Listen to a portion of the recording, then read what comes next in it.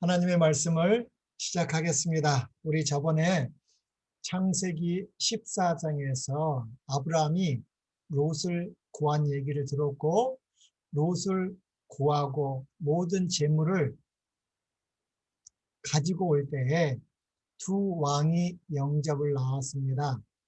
소돔 왕과 살렘 왕 멜기세덱이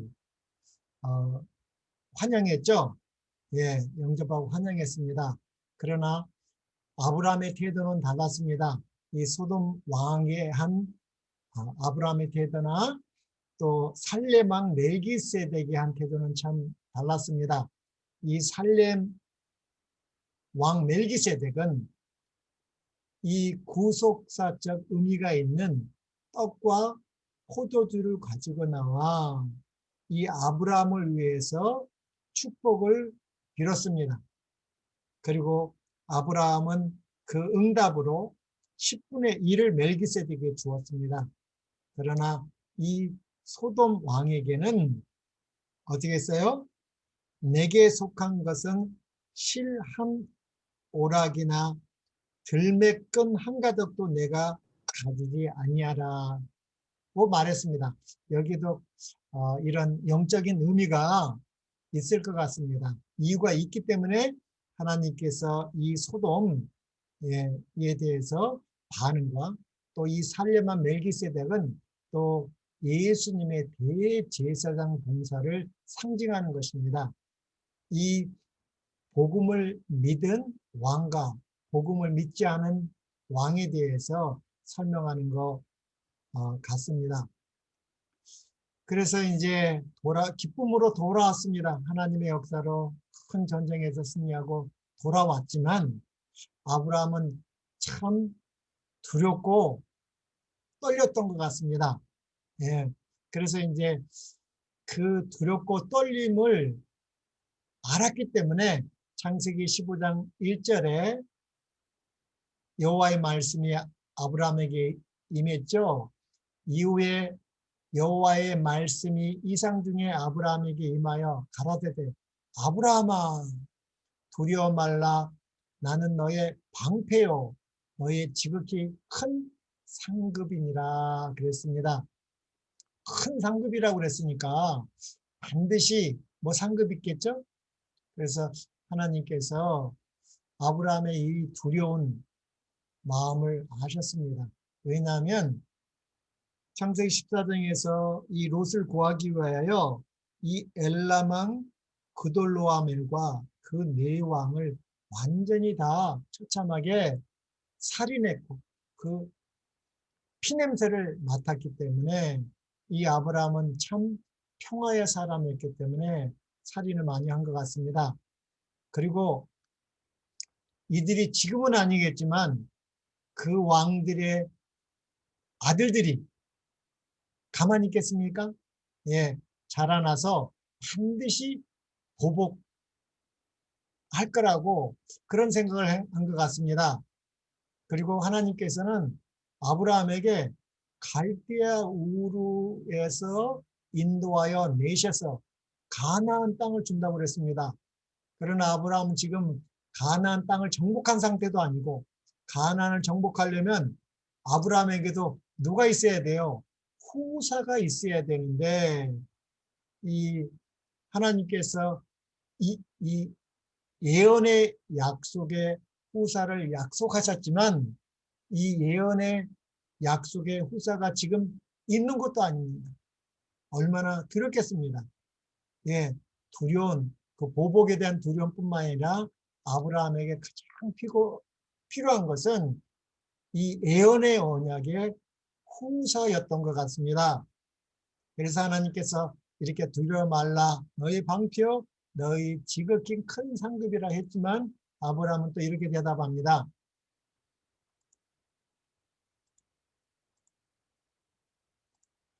창세기 15장 2절로 4절에 아브라함이 가로되 주 여호와여 무엇을 내게 주시려나이까. 아브라함의 가장 필요한 게 이 뭔가를 이렇게 나타내는 것 같습니다. 나는 무자오니 나의 상속자는 이 다메섹 엘리에셀입니다. 이 엘리에셀은 가장 충성된 아브라함의 종 같습니다. 아브라함이 이 다메섹에서도 전도한 것 같아요. 그래서 이 엘리에셀이 이 아브라함의 가장 충성된 종으로 이 종을 상속자로 말한 것 같습니다. 아브라함이 또 가로되 주께서 내게 씨를 주지 아니 주셨으니 내 집에서 길리운 자가 나의 후사가 될 것입니다.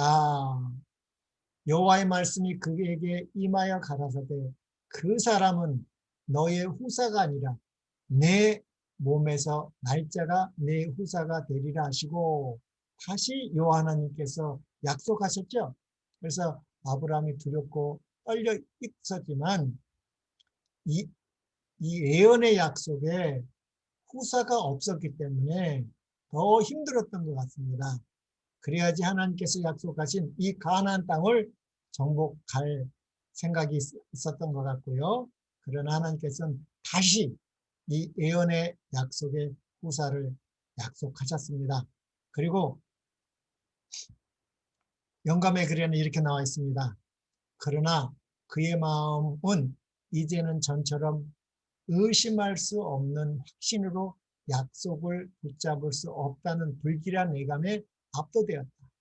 그는 그것이 성취되리라는 어떤 구체적인 증거를 위하여 기도하였다.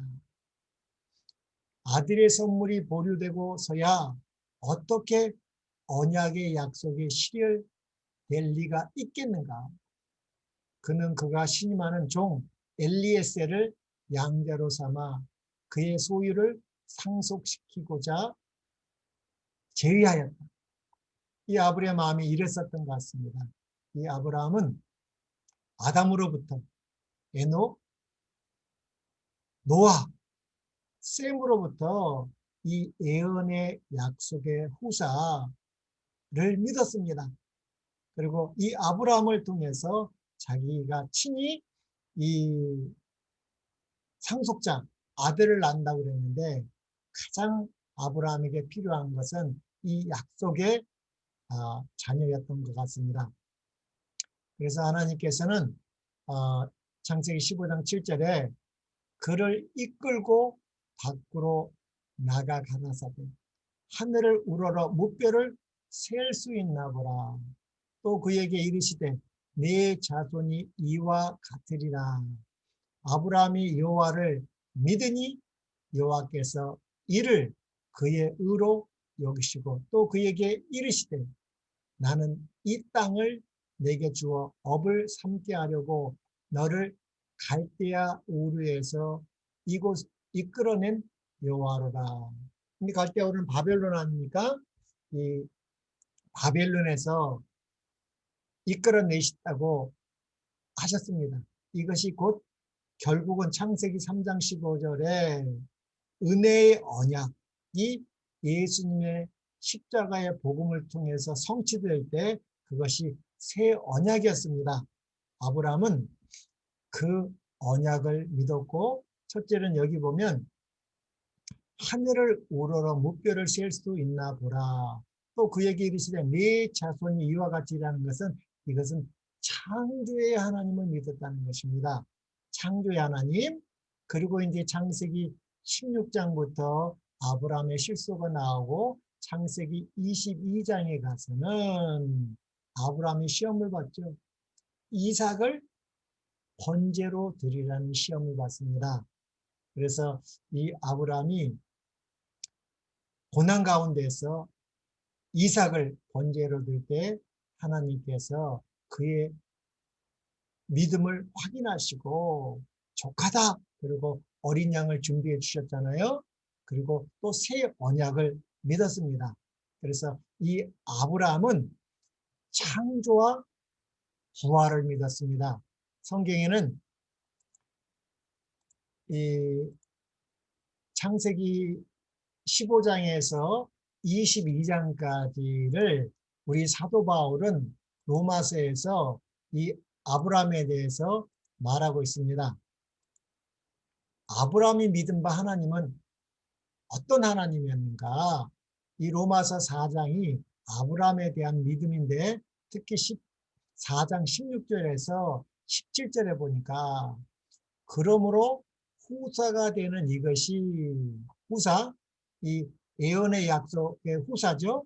후사가 되는 이것이 은혜에 속하기 위하여 믿음으로 되나니 이는 그 약속을 그 모든 후손에게 굳게 하려 하십니다.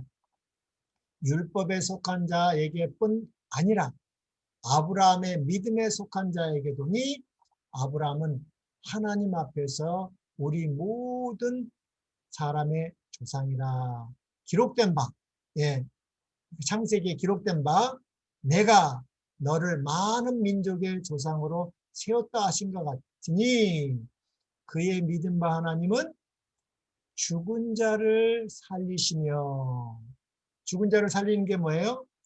부활입니다.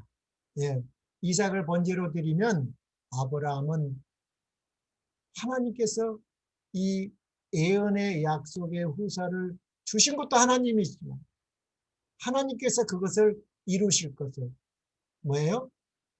나는 부활이요 생명이니 나를 믿는 자는 죽어도 살겠고 이 예수님도 요한복음 12장 25절에서 말씀하신 것처럼 이 부활을 믿었습니다.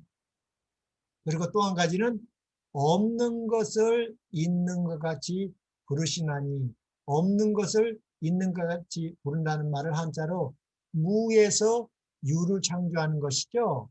그래서 이거를 창조의 하나님, 부활의 하나님을 믿었다는 것입니다. 예, 그것을 하나님께서 하나님의 의로 여기셨다는 말이죠. 그래서 그 이삭을 번제로 드린 것을 사도 바울은 이렇게 또 말하고 있습니다. 아브라함은 시험을 받을 때에 믿음으로 이삭을 드렸으니 저는 약속을 받은 자로 돼 그 독생자를 드렸느니라. 저에게 이미 말씀하시기를 네 자손이라 칭할 자는 이삭으로 말미암으리라 하셨으니 저가 하나님이 능히 죽은 자 가운데서 다시 살리실 줄로 생각한지라. 기어컨대 죽은 자 가운데서 돌아받은 것이라. 이 부활을 믿었습니다. 예. 그래서 이 하나님께서 이 창조와 부활을 보여줬습니다. 아브라함은 그 여호와 하나님을 믿었고 하나님께서 그 믿음을 의로 여기셨다고 했습니다. 성경에서 가장 처음 이 하나님의 의에 대해서 믿음으로 말미암는 의에 대해서 말하는 성경이 창세기 15장 6절 이 아브라함이 누구를 믿었어요? 여호와를 믿으니 여호와께서 이를 그의 의로 여기시고 또 그에게 이르시되 나는 이 땅을 내게 주어 이 땅은 가나안 땅입니다. 이 가나안 땅을 정복하려면 어떻게 되겠어요? 후사가 있어야 되겠죠? 네. 주어 업을 삼게 하려고 너를 어디요? 갈대아 우리에서 이끌어낸 여호와로라. 우리 새 언약은 어떻게 된다고 그랬습니까? 예, 우리 출애굽기 19장부터 이 옛 언약에 대해서 얘기하셨고 새 언약은 어디서 인도해낸다고 그랬어요? 에레미야 보니까 바벨론에서 인도해내실 것이라고. 그분이 누구라고요? 예수님일 거라고. 그래서 이 아브라함을 이 믿음의 조상 아브라함을 이 갈대아 우르에서 인도하여 내신 것 같습니다. 또 창세기 15장 8절로 11절에 보니까 그가 아브라함이 가로되 주 여호와여 내가 이 땅으로 업을 삼을 줄을 무엇으로 알릴까? 여호와께서 그에게 이르시되 나를 위하여 3년 된 암소와 3년 된 암염소와 3년 된 수양과 산비둘기와 집비둘기 새끼를 취할지니라.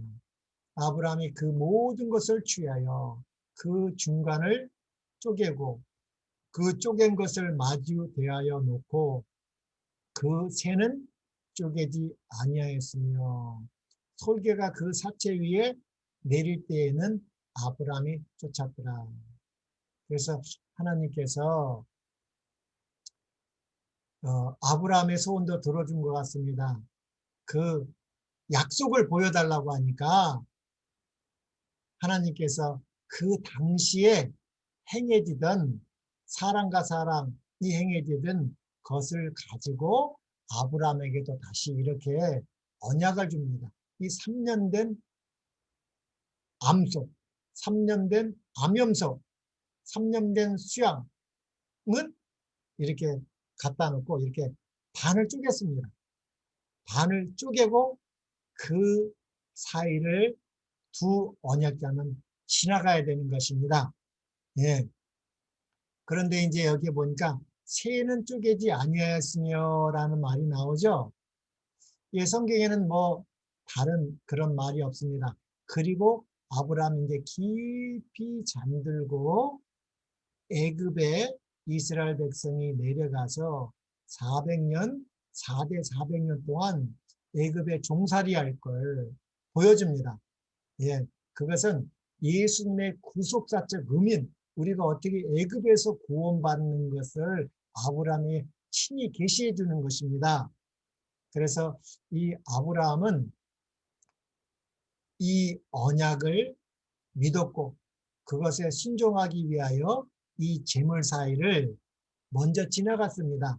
그리고 이제 나중에 보면 여호와 하나님께서도 그것에 대한 확증으로 이 여호와 하나님께서 그 사이를 지나가시면서 그 재물을 불로 사르셨습니다.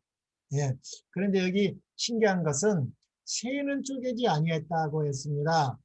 예.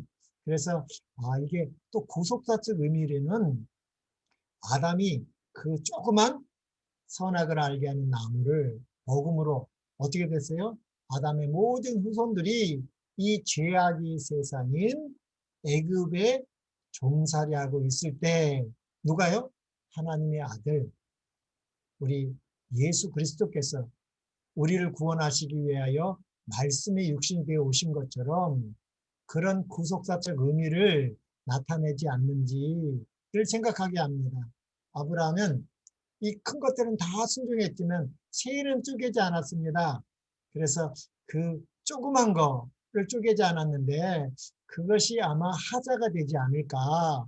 우리 성경을 연구하시는 분은 그렇게 보시는 분도 있더라고요. 그래서 구속사적 의미로는 아담이 조그만 실수했죠. 예, 선악을 알게 하는 나무를 그 말씀을 믿지 아니함으로 우리가 다 아담 안에서 죄인 된 것처럼 이 아브라함도 이걸 구속사적 의미로 보여준 것 같습니다. 새를 쪼개지 않는 일을 통해서 이 아브라함의 후손들이 다 애굽의 종노릇할 것을 보여주지 않았는가 그렇게도 생각해 봅니다. 영감의 글에는 어떻게 나온지 한번 보겠습니다.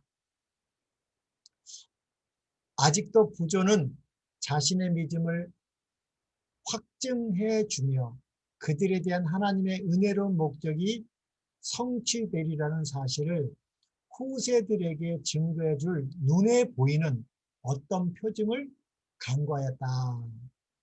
주께서는 자신을 낮추시어 당신의 종과 언약을 맺기로 하시고 엄숙한 계약의 비준을 위하여 사람들 사이에서 일반적으로 행하여지던 형식을 채택하였다. 그 당시에요. 네.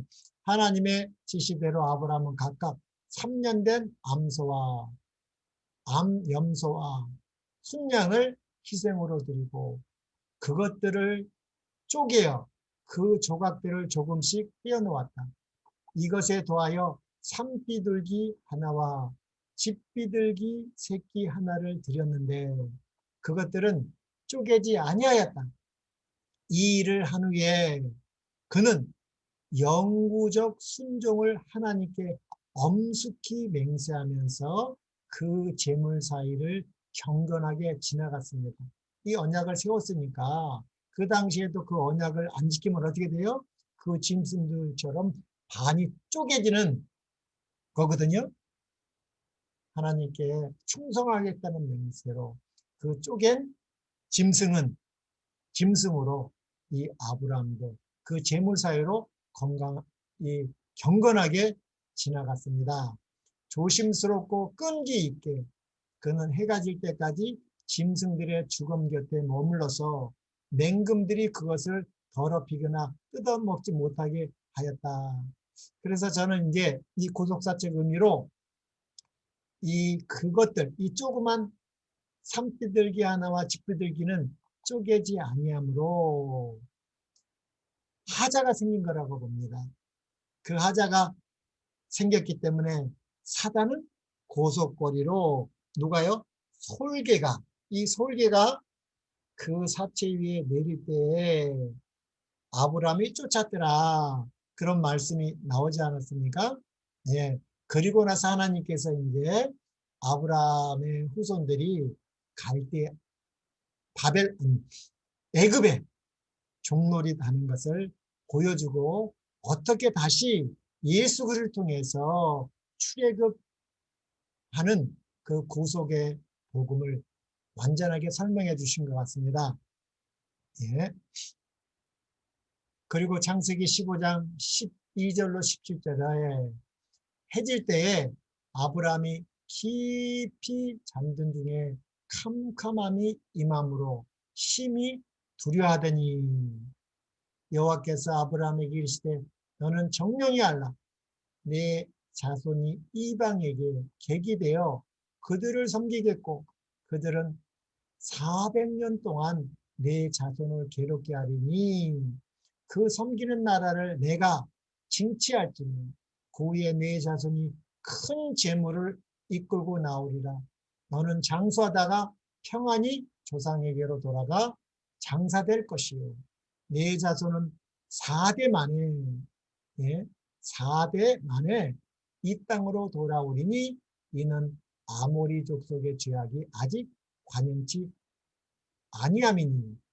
아니함이니라 하시더니 해가 져서 어두울 때에 연기 나는 풀무가 보이며 타는 횃불이 쪼갠 고기 사이로 지나더라. 그래서 이 아브라함에게 이 구속의 경륜을 아주 간단하게 보여줬습니다. 그것은 출애굽 사건을 이 이스라엘 백성이 원래는 이 에덴 동산에 우리가 살아야 되는데 그 하늘 가나안 가기 전에 애굽에 4대 400년 동안 종노라고 있을 때 누구요? 그 이 예언의 약속의 후사 예수 그리스도를 통해서 구원하시겠다는 그 구속의 경륜을 확실히 아브라함에게 보여주시고 이 하나님의 임재를 상징하는 연기나는 풀무, 타는 횃불, 네, 그 쪼갠 고기 사이를 지나가서 다 태운 것 같습니다. 네. 또 영감의 글에는 이렇게 나와 있습니다. 그 후에 하나님의 음성이 들렸는데 약속의 땅을 즉시 점령하리라고는 기대하지 말라고 명하시며 가나안에 정착하기 전에 그의 후손들이 당할 고통을 지적해 보이셨다. 위대한 희생 제물이신 그리스도의 죽으심과 그분께서 영광 가운데 다시 오시는 모습을 통해 여기서 구속의 경륜이 그에게 아브라함에게 제시되었다. 또 아브라함은 이 땅이 약속의 최종적이요 완전한 성취로 그에게 영원한 유업으로 주어지기 위하여 에덴의 아름다움으로 회복되는 것을 보았다. 그래서 이 구속작적 의미로 그 아브라함에게 이런 걸 보여준 것 같습니다. 네. 사람들과 더불어 세우신 하나님의 이 같은 언약의 보증으로서 하나님의 임재를 상징하는 연기 나는 풀무와 타는 횃불이 쪼개진 희생제물 사이로 지나며 그것을 모두 태웠다. 그래서 아브라함도 순종하는 표로 그 제물의 사이를 지나갔습니다. 그리고 하나님도 지나가고 언약을 다시 아브라함과 세웠죠. 그리고 18절에 그날에 여호와께서 아브라함으로 더불어 언약을 세워 가라사대 내가 이 땅을, 이 가나안 땅이죠. 그 가나안 땅이 어디서부터 어디냐면 애굽 강에서부터 그 큰 강 유브라데까지 네 자손에게 주리니. 그래서 가나안 땅을 그의 후손에게 주실 것을 확정하셨습니다. 이것을 횃불 언약이라고 하더라고요. 횃불 언약. 굉장히 중요한 의미가 있습니다. 아담이 그 조그만 선악을 알게 하는 나무를 먹음으로 우리가 이 죄의 세상에서 종로를 닫아가 예수님을 믿음으로 다시 우리가 영적 하늘 가나안을 가는 것을 아브라함을 통해서 다시 보여준 것입니다. 창세기 3장 15절에게 창세기 3장 15절에 은혜의 언약, 첫 복음, 첫 언약을 보여준 것처럼 다시 20대손 아브라함에게 다시 그것을 보여준 것입니다. 네. 그리고 이제 창세기 16장으로 넘어가겠습니다. 이 창세기 16장은 이 하갈과 이스마엘에 대해서 이야기합니다. 아브라함이 75세에 이 하란에서 나와서 가나안 땅으로 왔는데 벌써 10년이 지났습니다. 그러면 세상적 나이로 보면 굉장히 늙었죠? 네, 벌써 85세가 됐어요. 그런데 하나님께서 약속하신 이 예언의 언약의 후사는 잊지 않았습니다. 그러나 반드시 하나님께서는 내 몸에서 날짜라고 했고 거기에 더하여 아브라함의 아내가 굉장히 조급했던 것 같습니다. 16장 1절로부터 4절 아브라함의 아내 사레는 생산치 못하였고 그에게 한 여종이 있으니 애굽 사람이요 이름은 하갈이라. 이 아브라함과 이 사레가 애굽으로 기근을 피해 잠깐 내려갔을 때 또 이렇게 애굽 여인 종도 데려온 것 같습니다. 그래서 애굽 사람이요 이름은 하갈이라. 사레가 아브라함에게 이르되 여호와께서 나의 생산을 허락지 아니하셨으니 원컨대 나의 여종과 동침하라. 내가 혹 그로 말미암아 자녀를 얻을까 하노라 하매 아브라함이 사레의 말을 들으니라. 이게 문제죠? 사레의 말을 들으면 안 되는데 뭐 이 당시에는 흔했던 것이 이렇게 본체에게서 얘기를 못 났을 때 종을 통해서 이렇게 났습니다. 그래서 크게 문제될 거라고 생각하지 않고 아브라함이 사레의 말을 들었는데 이것이 큰 사단의 고속고리가 됐습니다. 그래서 창세기 22장에 하나님께서 이삭을 번제로 드리라는 것이 이 사단의 고소였습니다. 예. 이 아브라함도 이 아내의 말을 듣기를 좋아한 것 같아요. 누구도 아내의 말을 듣기를 좋아했어요? 아담도 마찬가지지 않습니까? 이 아내의 말을 듣고 그 선악과 나무를 먹은 것처럼 우리 아브라함도 이 사레 아내의 말을 들었습니다. 예. 아브라함의 아내 사라가 그 여종 애굽 사람 하갈을 가져 그 남편 아브라함에게 첩으로 준 때는 아브라함이 가나안 땅에 거한 지 10년 후 그러니까 85세였던 것 같습니다. 85에서 86세였더라. 아브라함이 하갈과 동침하였다니 하갈이 잉태함에 그가 자기의 잉태함을 깨닫고 그 여주인을 멸시한지라. 우리 영감의 글에는 이렇게 나왔습니다. 아브라함은 아들을 주시리라는 약속을 의심 없이 받아들였으나 하나님께서 그 정하신 시간과 방법대로 당신의 말씀을 성취시키도록 기다리지 않았다. 우리도 이 약속을 믿으면 지체되더라도 하나님께서 정하신 시간과 방법이 있습니다. 그것을 기다려야 됩니다. 그러나 아브라함은 실패했습니다. 하나님의 능력에 대한 그의 믿음을 시험하기 위하여 지체되는 일을 허락하셨으나 아브라함은 그 시험을 견디는 데 실패하였다. 사라는 자신이 나이 많아 자녀를 갖는 것은 불가능하다고 생각하여 하나님의 목적이 성취될지도 모를 방법으로서 자신의 여종들 가운데 한 사람을 아브라함이 취하여 첩으로 맞이한다고 제의하였다. 일부 다처제는 아주 널리 퍼져 있었기 때문에 그것을 죄라고 생각하지 않게 되어 버렸으나 그 당시에 일부 다처는 바벨탑 사건 후에 아주 흔한 것 같습니다. 그러나 하나님께서는 율법에 그렇게 하지 말라고 나왔죠. 그것은 하나님의 율법을 위반하는 일이었으며 가족관계의 신성성과 평화에 치명적이었다. 아브라함과 하갈과의 결혼은 그의 가정뿐만 아니라 후대에까지 나쁜 결과를 빚어내었다. 예, 그래서 우리는 하나님께서 정하신 그 시간과 방법대로 기다릴 줄 아는, 그래서 우리 성령의 열매에 인내가 들어가는 것 같습니다. 예. 창세기 16장 5절 사레가 아브라함에게 이르되 나의 받은 욕은 당신이 받아야 옳도다. 내가 나의 여종을 당신의 품에 두었거늘 그가 자기의 잉태함을 깨닫고 나를 멸시하니 당신과 나 사이에 여호와께 판단하시기를 원하노라.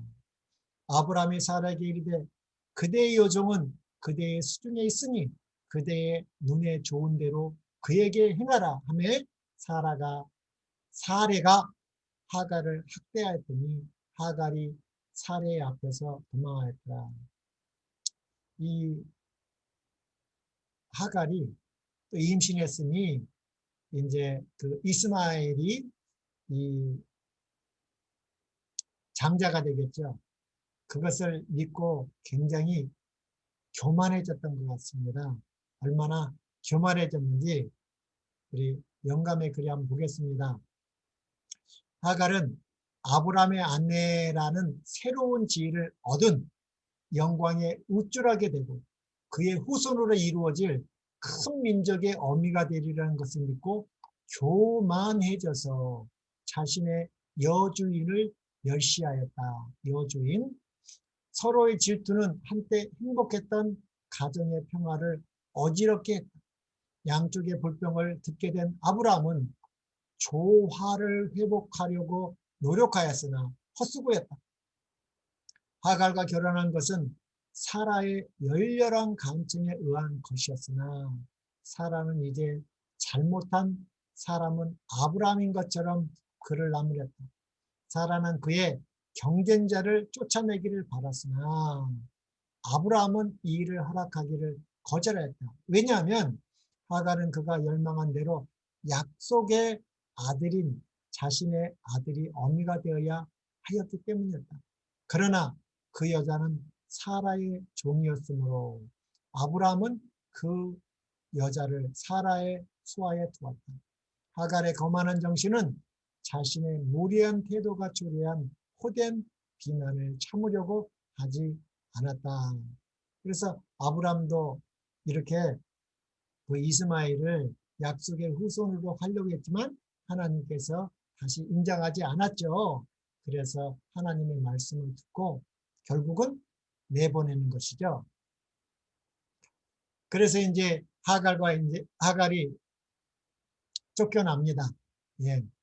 이 갈라디아서에 보면 이제 이 장면이 나오는데 창세기 16장 7절로 11절 여호와의 사자가 광야의 샘 곁 곧 술길 샘물 곁에서 그를 하갈을 만나 가로되 사레의 여종 하갈아 내가 어디서 왔으며 어디로 가느냐.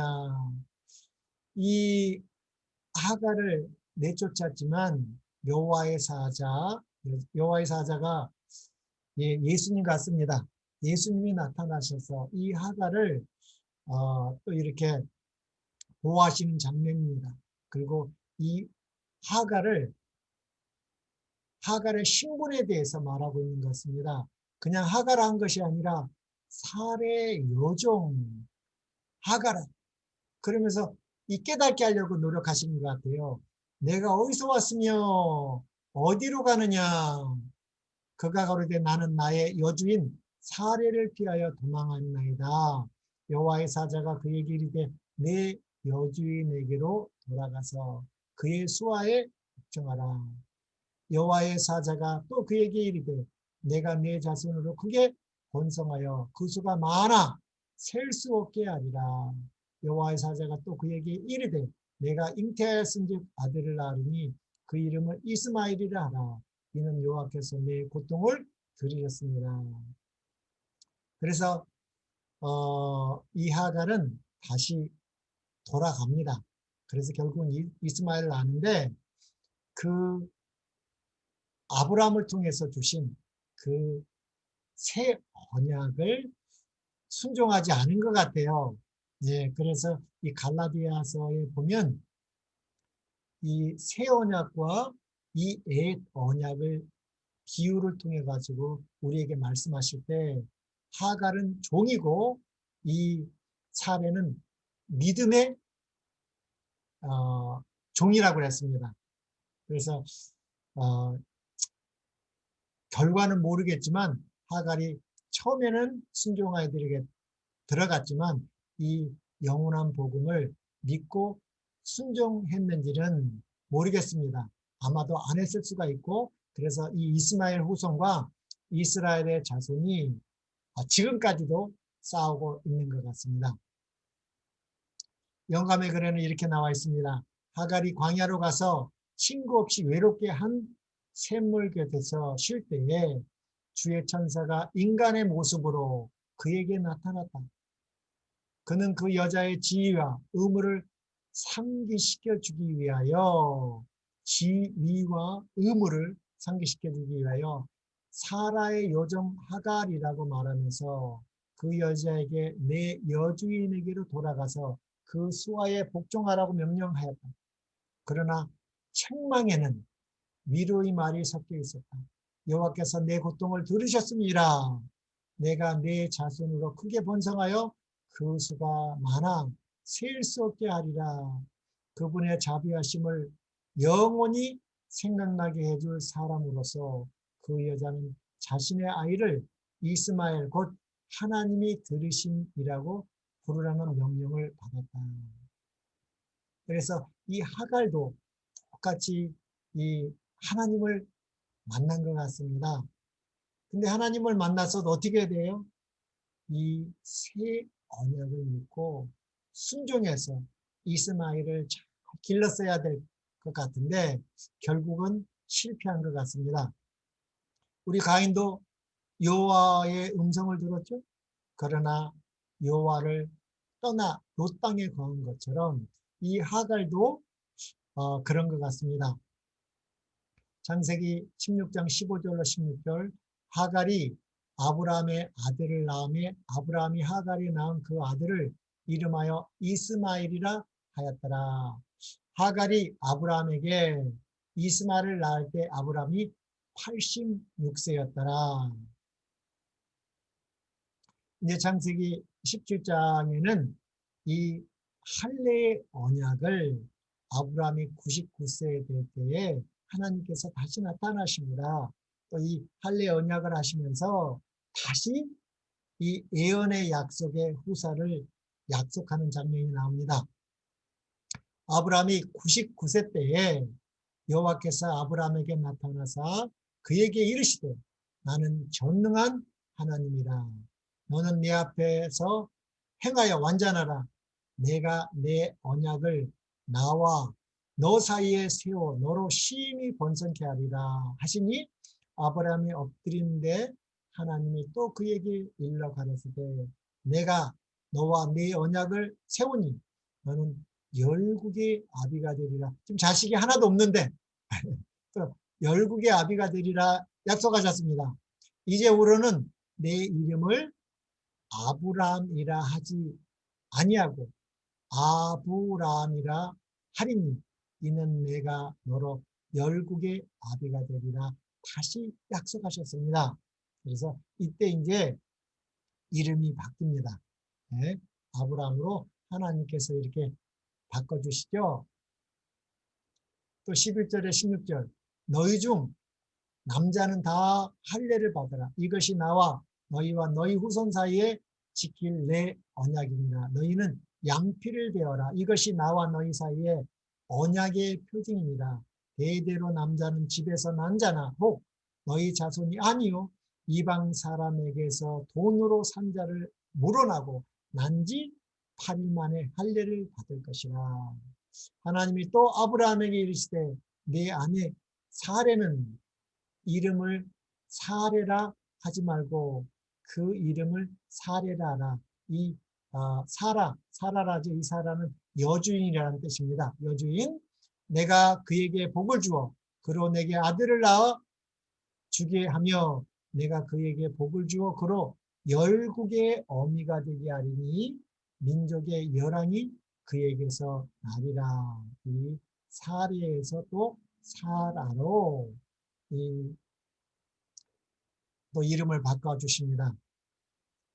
영감의 글에는 이렇게 나와 있습니다. 이때에 아브라함에게 할례 의식이 주어졌는데 그것은 로마서 4장 11절에 보니까 무할례 시에 믿음으로 된 의를 인친 것이었습니다. 예. 이 아브라함이 여호와를 믿은 것이 창세기 15장 6절에 나오고 나서 17장에 이제 할례 의식이 나오기 때문에 우리 사도 바울은 이것을 무할례 시에 믿음으로 된 의를 인친 것이라고 말하고 있습니다. 아브라함과 그의 후손들은 하나님을 봉사하는 일에 헌신함으로 우상 숭배자들과는 분리되었으며 하나님께서 그들을 당신의 특별한 보배로 받으신다는 표로서 그것을 준수하도록 되어 있었다.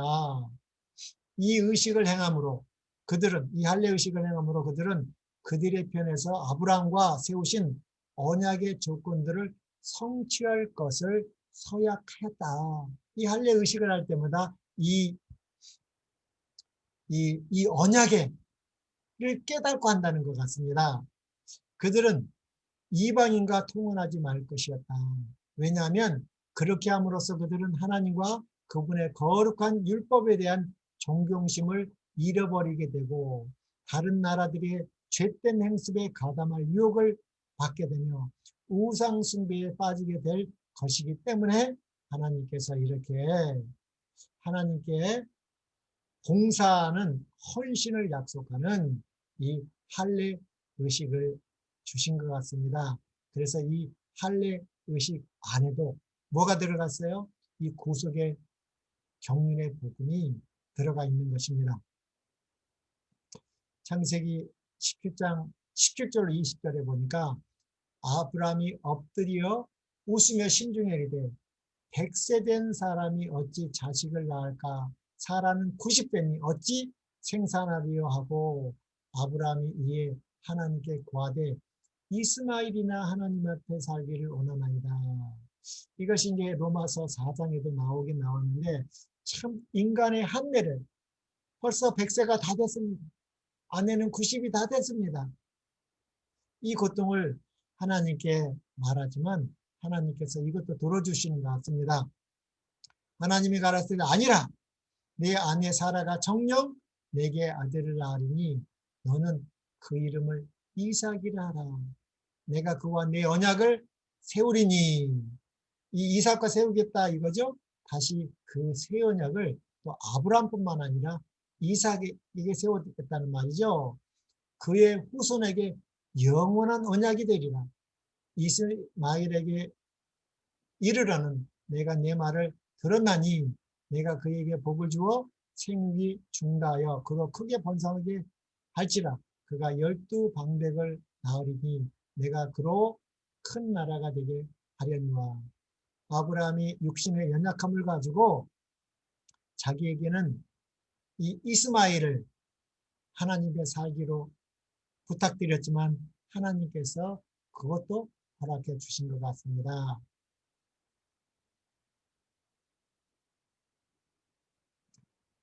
또 이렇게 영감의 글에는 나와 있습니다. 아브라함이 거의 100세가 되었을 때 장래의 후사는 사라의 아들이어야 한다는 보증과 함께 아들에 대한 약속이 그에게 반복되었다. 그러나 아브라함은 아직도 그 약속을 깨닫지 못하였다. 그의 마음은 한때 이스마엘에게로 향하였고 그는 이스마엘을 통하여 하나님의 은혜로운 목적이 성취될 것이라는 믿음에 집착하였다. 아브라함은 자신의 아들에 대한 애정으로 이스마엘이나 하나님 앞에 살기를 원하나이다라고 부르짖었다. 다시 오해할 수 없는 말씀으로 약속이 주어졌다. 내 아내 사라가 정녕 내게 아들을 낳으리니 너는 그 이름을 이삭이라 하라. 내가 그와 내 언약을 세우리라. 그러나 하나님께서는 그 아버지의 기도에 무심하지 않으셨다. 그분은 이스마엘에게 이르려는 내가 내 말을 들으려나니 내가 그에게 복을 주어 내가 그로 큰 나라가 되게 하리라고 말씀하셨다. 그래서 하나님께서 이렇게 또 이스마엘도 축복하시고 아브라함에게 이삭을 주겠다고 하는 그 약속을 다시 하셨습니다. 그래서 21절에는 내 언약은 내가 명년 이 기한에 사라가 내게 낳을 이삭과 세우리라. 하나님이 아브라함과 말씀을 마치시고 그를 떠나 올라가셨더라. 그래서 또 이 장래의 후사 이삭을 약속하시고 가셨습니다.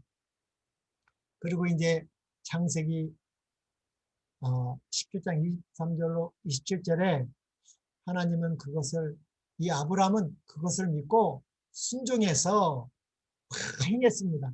이 아브라함이 하나님이 자기에게 말씀하신 대로 이날에 그 아들 이스마엘과 집에서 생장한 모든 자와 돈으로 산 모든 자, 곧 아브라함의 집 사람 중 모든 남자를 데려다가 그 양피를 베었으니 아브라함이 그 양피를 벤 때는 99세이었고 그 아들 이스마엘이 그 양피를 벤 때는 13세이었더라. 당일에 아브라함과 그 아들 이스마엘이 할례를 받았고 그 집의 모든 남자, 그 집에서 생장한 자와 돈으로 이방 사람에게 사온 자가 다 그와 함께 할례를 받았더라. 결국은 이 할례가 신약에서는 침례로 바뀌는 거기 때문에 굉장한 중요한 의식을 아브라함이 믿음으로 받아들이고 행한 것입니다. 99세 때. 그리고 이제 이 하늘에서 이 여호와 하나님께서 아브라함의 집을 방문하는 장면이 창세기 18장에 나옵니다. 그 이유는 이 소돔과 고모라의 죄악이 간영함으로 이 사단이 고소를 하는 것입니다. 그래서 하나님께서 친히 이 소돔을 심판하시려고 보러 가는 길에 누구를 먼저 오는 거예요? 이 믿음의 조상, 이 아브라함을 보고 싶은 것입니다. 그래서 이 사람의 모양으로 두 천사와 한 천사, 이 사람으로 못다는 또 다른 천사는 예수님이셨습니다. 그래서 구약에서도 예수님이 신약에서뿐만 아니라 구약에서도 이 믿음의 조상 아브라함에게 친히 멀리서라도 이렇게 보고 소돔 고모라를 심판으로 가시려고 하셨는데 이 아브라함의 믿음이 얼마나 좋았는지 이 세 사람이 천사인지 그 중에 예수님이 계신지도 몰랐습니다. 그러나 이 아브라함은 정말 예수님의 마음으로 예수님의 정신으로 이 구원의 복음을 전하기 위하여 이렇게 지나가는 행인에게도 친절하게 대했습니다.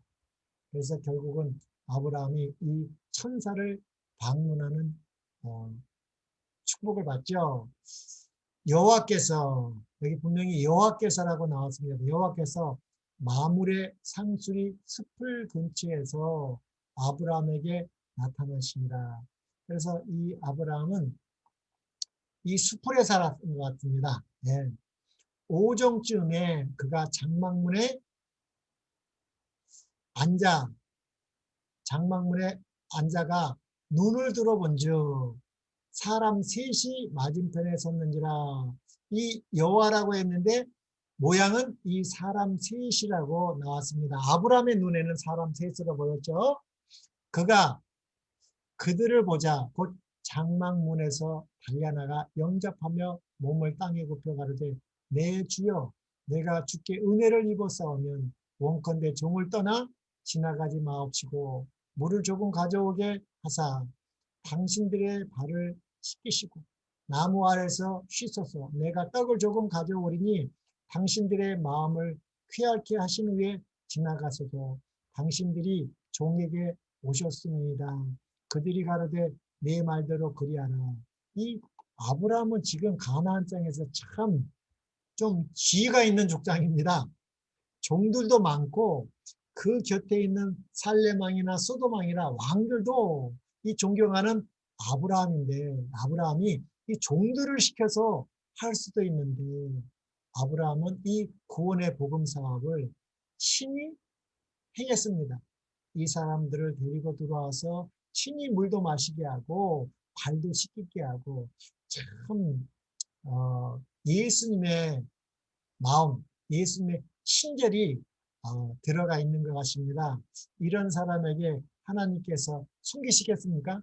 사람의 모양으로 나타나셨지만 숨길 수 없었던 것 같아요. 우리 영감의 글에는 이렇게 나왔습니다. 하나님께서 아브라함에게 큰 영예를 주셨다. 그 이유가 나옵니다. 왜? 하늘의 천사들은 친구가 친구에게 하듯이 그와 동행하며 담화하였다. 소돔의 심판이 내리려고 할 때에 그 사실은 그에게 숨겨지지 않았고 그는 아브라함은 죄인들을 위하여 하나님께 중재하는 자가 되었다. 그와 아브라함과 천사들과의 회개는 또한 환대에 대한 아름다운 모본을 제시한다. 그는 이 아브라함은 몸소 그들이 누구예요? 두 천사와 예수님이죠. 그들의 음식을 선택하여 그들이 서늘한 그늘 아래서 휴식하는 동안 연회를 준비하였고 그들이 대접을 받는 동안 그들 곁에 정중히 서 있었다.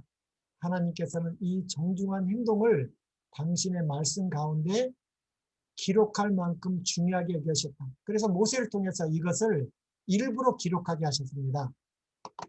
1000년 후에 영감받은 사도는 그것에 대하여 다음같이 언급하였다. 사도 바울에게 대한 말입니다. 손님 대접하기를 잊지 말라.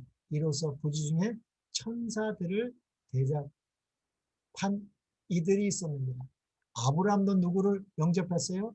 천사와 예수님을 영접했고 이 롯도 이 아브라함에게 이 친절을 배웠습니다. 그래서 롯은 예수님은 영접하지 못하지만 두 소돔을 멸하는 두 천사를 이 친절을 통해서 영접했죠.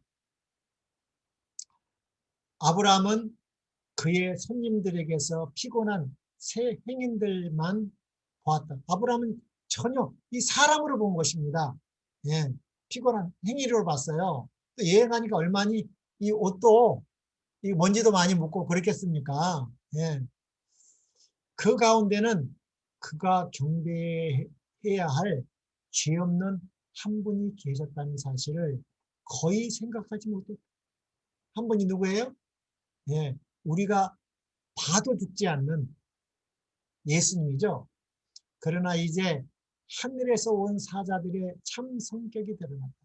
그들은 비록 진노의 사자들로서 가는 도중이었으나 이 소돔을 멸하러 가는 도중이었으나 믿음의 사람 아브라함에게는 먼저 축복을 말하였다. 비록 하나님께서는 죄악을 저지하고 죄가를 벌하기에 엄격하지만 보복을 기뻐하지 아니하신다. 멸망시키는 일은 사랑이 무한하신 그분께는 생소한 일이다. 예, 그렇습니다. 그리고 다시 이 약속의 후사에 대해서 얘기하는 것 같습니다. 또 시간이 다 돼서 또 화요일 날 이어서 말씀을 나누겠습니다.